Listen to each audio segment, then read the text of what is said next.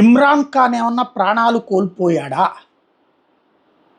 దాని కారణంగా పాకిస్తాన్ ఇప్పుడు అంతర్గత సంఘర్షణలు వస్తాయన్న భయంతో, అంటే సైన్యం మీద ప్రజలు తిరగబడతారన్న భయంతో లొంగిపోయిందా?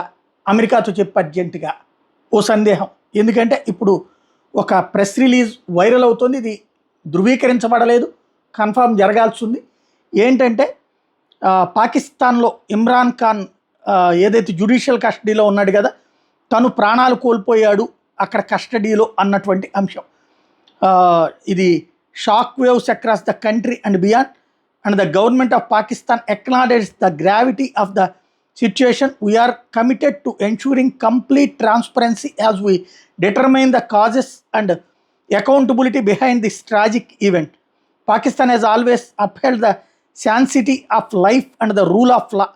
The protection of human rights, especially in custodial settings, is a cornerstone of our democratic framework. ఇక ఏదో దిక్కుమాలి అని రాసుకొచ్చారు government of Pakistan, ministry of foreign affairs Islamabad పేరుతో ఈ ప్రెస్ నోట్. ఇమ్రాన్ ఖాన్ మొన్ననే అత్యాచారం చేశారన్నటువంటి ఇష్యూకే పెద్ద రచ్చ నడిచింది.